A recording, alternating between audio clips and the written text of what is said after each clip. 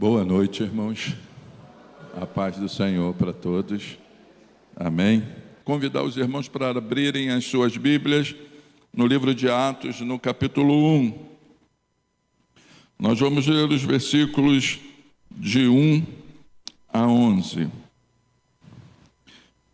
Diz assim: em meu livro anterior, Teófilo, escrevi a respeito de tudo o que Jesus começou a fazer e a ensinar, até o dia em que foi elevado aos céus, depois de ter dado instruções por meio do Espírito Santo aos apóstolos que havia escolhido. Depois do seu sofrimento, Jesus apresentou-se a eles e deu-lhes muitas provas indiscutíveis de que estava vivo. Apareceu-lhes por um período de 40 dias, falando-lhes acerca do reino de Deus. Certa ocasião, enquanto comia com eles, deu-lhes esta ordem: não saiam de Jerusalém, mas esperem pela promessa de meu Pai, da qual falei a vocês. Pois João batizou com água, mas dentro de poucos dias vocês serão batizados com o Espírito Santo. Então os que estavam reunidos lhes perguntaram: Senhor, é neste tempo que vais restaurar o reino a Israel? Ele lhes respondeu: não compete a vocês saber os tempos ou as datas que o Pai estabeleceu pela sua própria autoridade, mas receberão poder quando o Espírito Santo descer sobre vocês, e serão minhas testemunhas em Jerusalém, em toda a Judéia e Samaria e até aos confins da terra. Tendo dito isso, foi elevado às alturas, e enquanto eles olhavam, e uma nuvem o encobriu da vista deles, e eles ficaram com os olhos fixos no céu, enquanto ele subia. De repente surgiram diante deles dois homens vestidos de branco que lhes disseram: Galileus, por que vocês estão olhando para o céu? Este mesmo Jesus, que dentre vocês foi elevado aos céus, voltará da mesma forma como o viram subir. Amém. Irmãos, eu quero falar sobre o poder da igreja. E quero dizer que o poder da igreja está nas suas convicções. Porque se a igreja não alimentar o seu coração com essas convicções, se a igreja não fortalecer, não alicerçar a sua fé sobre essas convicções, a igreja não vai chegar a lugar nenhum. A igreja não vai cumprir a sua missão. A igreja não vai realizar o maior sonho do coração de Deus, que é ver todos os homens sendo salvos através do conhecimento da verdade, que é Jesus Cristo. Então, a igreja, ela possui um poder, ela possui uma autoridade, e esse poder e essa autoridade depende das suas convicções. Então, eu quero desafiar hoje, quando a igreja está completando 97 anos, a igreja pode ter 97 anos, mas aqui tem uma nova geração, uma geração que está sendo igreja hoje, uma geração que está sendo levantada por Deus para fazer a diferença, para glorificar o nome dEle e encher esse templo de pessoas salvas por Cristo Jesus. Irmãos, segundo o texto que nós lemos, a primeira convicção que a igreja precisa ter é a convicção de que Jesus está vivo e que Ele ressuscitou. Ontem nós comemoramos a ressurreição de Cristo Jesus. A maioria da igreja, lá na igreja, nós fizemos uma peça de manhã, à noite teve o coral das crianças, celebrando a ressurreição de Cristo Jesus. Foi um domingo de festa, mas, irmãos, a igreja precisa viver essa realidade, a realidade da ressurreição de Cristo Jesus, a realidade de que Jesus vive todos os dias, irmãos.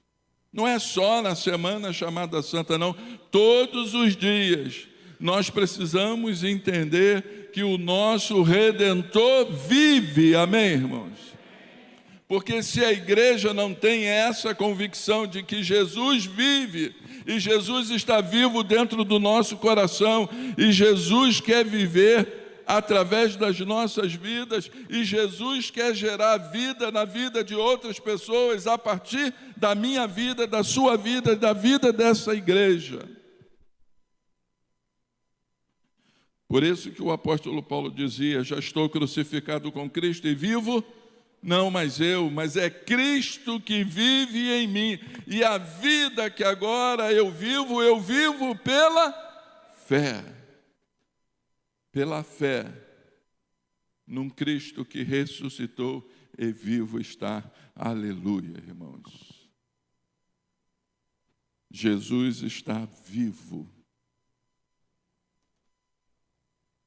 E quando a gente lê o verso 3 e 4, o texto diz: depois do seu sofrimento, Jesus apresentou-se a eles e deu-lhes muitas provas indiscutíveis de que estava vivo. Apareceu-lhes por um período de 40 dias, falando-lhes acerca do reino de Deus. Certa ocasião, enquanto comia com eles, deu-lhes esta ordem: não saiam de Jerusalém, mas esperem pela promessa de meu Pai, da qual falei a vocês.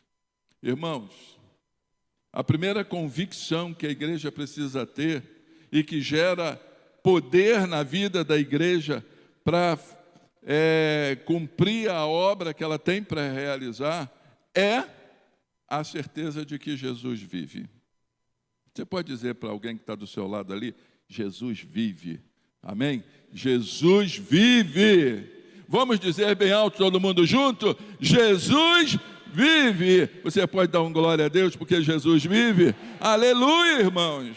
Nós temos que ter essa convicção. Essa convicção que gera vida e poder na vida da igreja. Se nós, irmãos, formos ler o que Paulo escreveu na sua primeira carta à igreja de Corintos, no capítulo 15, Paulo diz assim, versos de 1 a 8, 1 Coríntios 15: irmãos, quero lembrá-los do evangelho que preguei a vocês, o qual vocês receberam e no qual estão firmes. Por meio deste evangelho vocês são salvos, desde que se apeguem firmemente à palavra que preguei. Caso contrário, vocês têm crido em vão, pois o que primeiramente lhes transmiti foi o que recebi, que Cristo morreu pelos nossos pecados segundo as Escrituras, foi sepultado e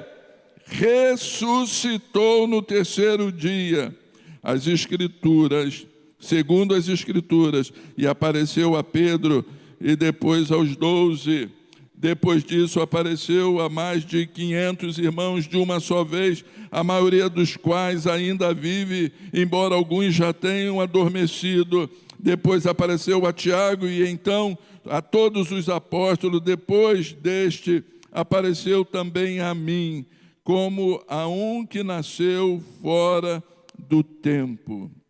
Pois sou o menor dos apóstolos e nem sequer mereço ser chamado de apóstolo, porque persegui a igreja do Deus vivo, mas pela graça de Deus sou o que sou, e sua graça para comigo não foi inútil. Antes trabalhei mais do que todos eles, contudo, não eu, mas a graça de Deus comigo. Portanto, quer tenha sido eu, quer tenham sido eles, É por isso que pregamos. E é nisso que nós cremos, irmãos. Cremos. E Paulo, ele continua no verso 16, dizendo assim: pois se os mortos não ressuscitam, nem mesmo Cristo ressuscitou, e se Cristo não ressuscitou, inútil é a fé que vocês têm, ainda estão em seus pecados, irmãos. Então, se a igreja não crê que Jesus ressuscitou, que Jesus está vivo e que Ele prometeu que estaria conosco todos os dias da nossa vida, da nossa caminhada, da nossa história, então Paulo está dizendo que a nossa fé é em vão, a nossa fé é inútil, porque a nossa fé precisa estar alicerçada que Jesus morreu, mas Ele ressuscitou e vivo está. Aleluia. Essa é uma convicção que a igreja precisa carregar, porque essa convicção vai dar a certeza de que ela não está caminhando sozinha, ela não está avançando sozinha, o Senhor está com ela. A mão abençoadora do Senhor está com ela. O Senhor está ajudando, o Senhor está fortalecendo, o Senhor está sustentando, o Senhor está todos os dias segurando a mão da sua igreja, do seu povo, com a sua mão direita vitoriosa. Então, a primeira convicção que a gente precisa ter enquanto igreja é que Jesus está vivo. E Jesus está vivo na sua vida. E Jesus quer viver em outras vidas através da sua vida, através da vida desta igreja. Mas a segunda convicção que a igreja precisa ter, irmãos, é que todos nós estamos debaixo da unção, do poder e da autoridade do Espírito Santo, irmãos. Nós precisamos entender que nós estamos debaixo da unção, do poder e da autoridade do Espírito Santo, irmãos. Porque a igreja que não caminha debaixo da unção, do poder e da autoridade do Espírito Santo não é igreja, irmãos. Porque a igreja não faz nada sem o Espírito Santo. Quando a gente lê os versos 4 e 5 do nosso texto, certa ocasião, enquanto comia com eles, deu-lhes esta ordem: não saiam de Jerusalém, mas esperem pela promessa de meu Pai, da qual lhes falei. Pois João batizou com água, mas dentro de poucos dias vocês serão batizados com o Espírito Santo.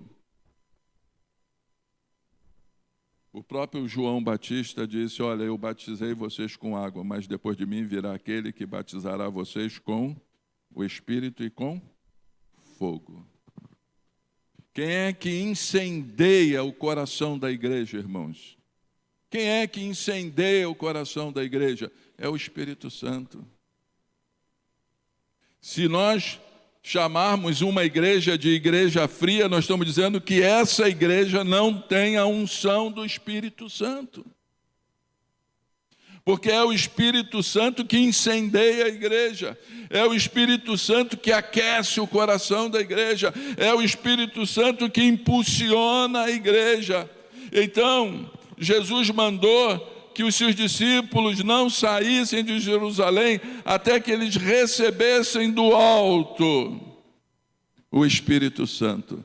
Porque Jesus sabia que sem o Espírito Santo a igreja não iria a lugar nenhum, não cumpriria a missão, não conseguiria fazer nada.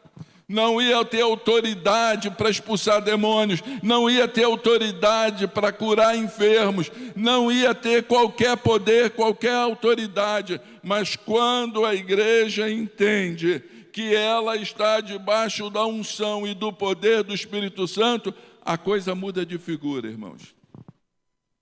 Mas me parece que muitas vezes a gente se esquece disso. A gente se esquece que nós fomos selados com o Espírito Santo. A gente se esquece que a gente precisa buscar a plenitude do Espírito Santo, estar cheio do Espírito Santo. A gente se esquece que a gente precisa deixar o Espírito Santo dirigir as nossas vidas, guiar as nossas vidas, impulsionar as nossas vidas, incendiar o nosso coração.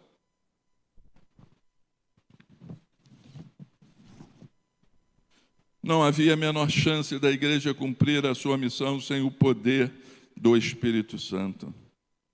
Não havia a menor chance da igreja sobreviver sem o poder do Espírito Santo. Não há a menor chance, irmãos. Todos nós aqui cremos que fomos selados com o Espírito Santo. Amém? Todos nós cremos de fato que nós somos templo do Espírito Santo. Amém? Porque se você não tem a convicção de que você tem o Espírito Santo na sua vida, sabe o que Paulo diz a respeito disso? Quando a gente lê a palavra de Deus lá em Romanos 8, 9, Paulo vai dizer que se alguém não tem o Espírito de Cristo, esse tal não pertence a Cristo. Se essa igreja é uma igreja do Deus vivo, se essa igreja é uma igreja de Cristo Jesus, do Cristo vivo, ela também tem que ser uma igreja cheia do Espírito Santo. Porque é o Espírito Santo que vai fazer a diferença. É o Espírito Santo que vai dar autoridade. É o Espírito Santo que vai dar poder. É o Espírito Santo que vai colocar as palavras na nossa boca. É o Espírito Santo que vai fazer de cada um aqui boca de Deus. É o Espírito Santo que vai dar ousadia. É o Espírito Santo que vai dar coragem. Quando a gente abre a palavra de Deus, em Atos, no capítulo 4, Atos capítulo 4, a partir do versículo 27 diz assim: de fato, Herodes e Pôncio Pilatos reuniram-se com os gentios e com o povo de Israel nesta cidade para conspirar contra o teu santo servo Jesus, a quem ungiste. Fizeram o que o teu poder e a tua vontade haviam decidido de antemão que acontecesse. Agora, Senhor, considera as ameaças deles e capacita os teus servos para anunciarem a tua palavra corajosamente. Estende a tua mão para curar e realizar sinais e maravilhas por meio do nome do teu santo servo Jesus. Depois de orarem, tremeu o lugar em que estavam reunidos, e todos ficaram cheios do Espírito Santo e anunciavam corajosamente a palavra de Deus. E ficaram cheios do Espírito Santo e começaram a anunciar a palavra corajosamente. Quem dá coragem, quem dá ousadia é o Espírito Santo. Quem transforma cada um de nós em boca de Deus é o Espírito Santo. Quem tem a unção, o poder e a autoridade é o Espírito Santo. Então a igreja precisa carregar essa convicção no coração. Eu tenho o Espírito Santo, eu preciso ser cheio do Espírito Santo. A igreja precisa estar orando para que o Espírito Santo revista a igreja de autoridade e poder, ousadia, coragem para pregar o Evangelho. A gente sabe que o inimigo se levantará para tentar impedir. Eu não sei quantos moradores há em Oswaldo Cruz. Não, estou com Oswaldo Cruz na cabeça, né? Porque eu pastorei em Oswaldo Cruz. Oswaldo Cruz a gente tem uma ideia. Mas aqui em Marechal eu não sei. Mas eu sei que esta igreja foi plantada aqui para abalar as estruturas do inferno aqui em Marechal Hermes. Amém, irmãos? Mas essa igreja só vai abalar as estruturas de Marechal Hermes se ela for uma igreja cheia do Espírito Santo, uma igreja que ora, que clame ao Espírito Santo, que dê ousadia, que dê coragem, que dê autoridade, para poder dizer, mais importa agradar a Deus do que os homens. Eu não posso deixar de falar daquilo que tenho visto e ouvido. Quantas famílias precisam ser resgatadas em Marechal? Quantas pessoas precisam ser salvas em Marechal? E essa igreja foi plantada aqui. Não importa se já tem 97 anos. Eu não sei quando Jesus vai voltar. Você sabe quando Jesus vai voltar? Ninguém sabe. Mas enquanto Jesus não volta, a igreja do Deus vivo precisa fazer a diferença onde ela está. Mas uma terceira convicção que eu quero compartilhar com os irmãos é a convicção de que temos uma missão, irmãos. Que temos uma missão. Quando a gente chega no versículo 8, a Bíblia diz assim, o texto diz, mas receberão poder quando o Espírito Santo descer sobre vocês e serão minhas testemunhas em Jerusalém, em toda a Judéia e Samaria e até aos confins da terra.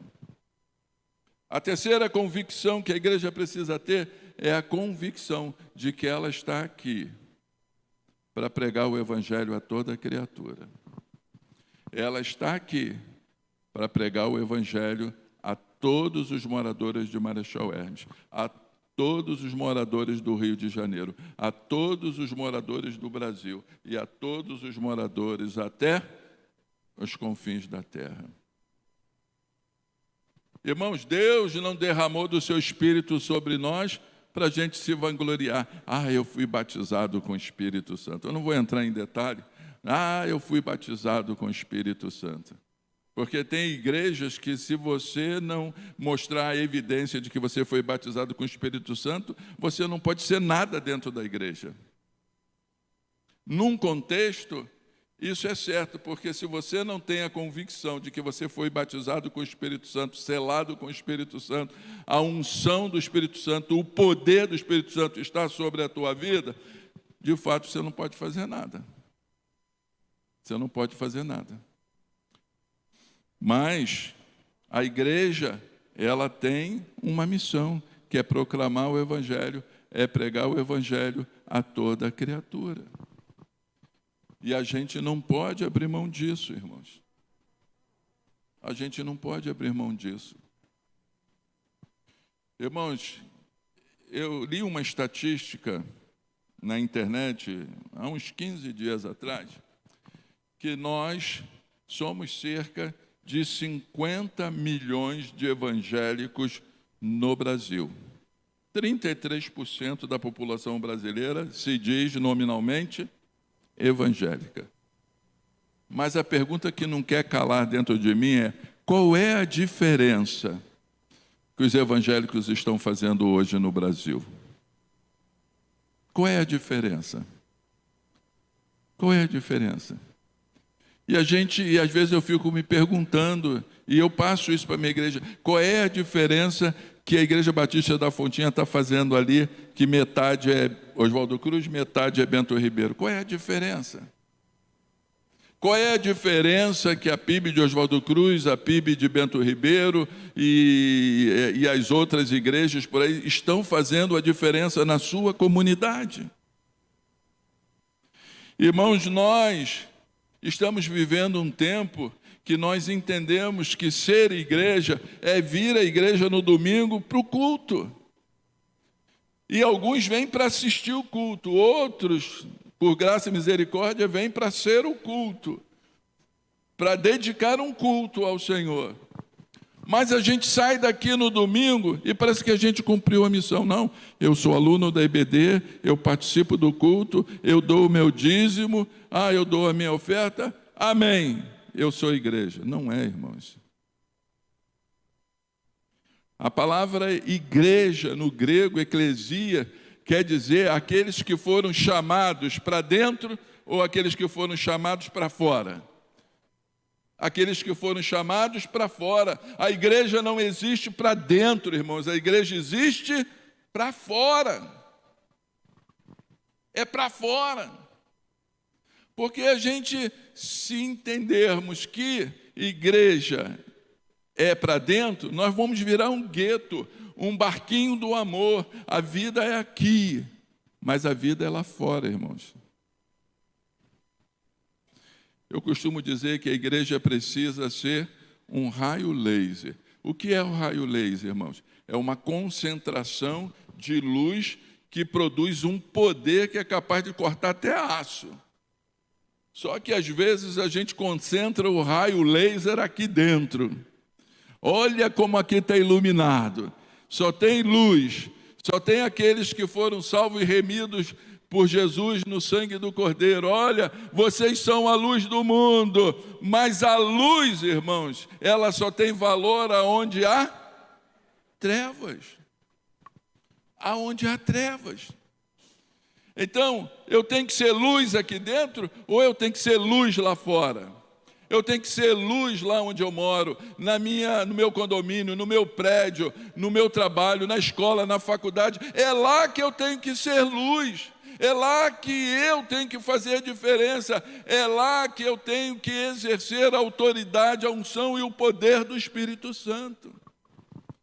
Mas a gente, de um tempo para cá, resolveu ser luz dentro do templo. Mas a gente tem que ser luz lá fora, porque a nossa missão é levar a luz de Cristo para aqueles que estão nas trevas. Certa vez, um pingo de luz, ele queria muito conhecer o que eram as trevas. E alguém deu um conselho para ele: você vai procurar a caverna mais profunda que existe no mundo. Aí ele pesquisou e achou a caverna mais profunda. Aí ele entrou: agora eu vou conhecer as trevas, eu vou conhecer a escuridão. Quando ele chegou lá no fundo da caverna, o que aconteceu? Ele se decepcionou, que a caverna estava clara, não estava escura. E por que a caverna estava clara, não estava escura? Porque ele, pingo de luz, estava lá dentro. Então ele iluminou a caverna. Assim somos nós, irmãos. A caverna está lá fora. E cada um de nós é um feixe de luz. Cada um de nós é um pingo de luz que precisa estar lá fora, proclamando que só Jesus salva, só Jesus cura e só Jesus liberta. Por isso que Jesus disse para nós, por isso que a Bíblia diz para nós que nós somos luz do mundo. Porque a luz de Jesus está em nós e brilha em nós. Então, se a igreja não tem convicção da sua missão, que é ser luz, que é pregar o Evangelho, que é impactar a sua comunidade, ela perde o seu poder. Porque o poder da igreja está na convicção de que Jesus está vivo. O poder da igreja está na convicção de que ela tem a unção do Espírito Santo. E o poder da igreja está na convicção de que ela existe para proclamar o evangelho da salvação de Cristo Jesus. Mas por último, a quarta convicção é a convicção de que um dia Jesus vai voltar. Você crê que Jesus vai voltar? Crê mesmo? Porque os versos 9 do nosso texto e 10 até 11, tendo dito isso, foi elevado às alturas, enquanto eles olhavam, em uma nuvem o encobriu da vista deles, e eles ficaram com os olhos fixos no céu, enquanto ele subia. De repente, surgiram diante deles 2 homens vestidos de branco, que lhes disseram: Galileus, por que vocês estão olhando para o céu? Este mesmo Jesus, que dentre vocês foi elevado aos céus, voltará da mesma forma que vocês estão vendo ele subir. Maranata, ora vem, Senhor Jesus. Irmão, Jesus vai voltar. Eu creio. A Igreja Batista de Marechal me crê também? Há muitos anos atrás tinha um pastor que ele entrava, eu não sei se era na Rádio El Shaddai ou na Rádio Melodia, mas ele dizia assim, o slogan dele era: viva hoje como se Jesus fosse voltar ainda hoje. Viva hoje como se Jesus fosse voltar ainda hoje. Mas só, irmãos, que nós, lá dentro, achamos que Jesus vai voltar daqui uns 100 anos, né?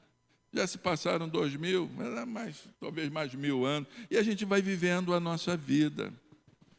Tinha um sociólogo chamado Betim, que ele dizia assim, quem tem fome, tem pressa. Não é verdade? Quem tem fome, tem pressa. Aí, o que Jesus diria para nós? Olha, quem está perdido e indo para o inferno, tem o quê? Tem pressa. Tem pressa, irmãos, de receber o Evangelho de Cristo Jesus, que é o poder de Deus para a salvação daquele que puder crer. Mas só que a gente sai daqui no domingo, passa a semana inteira, a gente não fala de Jesus para ninguém, a gente não prega para ninguém, a gente não revela a luz de Cristo, a gente canta que o nome de Jesus cura, o nome de Jesus transforma, o nome de Jesus é vida. Nós não cantamos aqui? Eu acho que é mais ou menos isso, né? E ficamos repetindo. Eu até levantei minha mão, porque eu creio nisto. Que o nome de Jesus é vida. O nome de Jesus transforma. O nome de Jesus cura.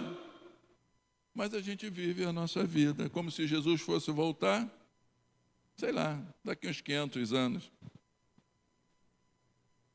Não, irmãos, Jesus pode voltar agora. Você sabe quantas pessoas morrem por dia no mundo?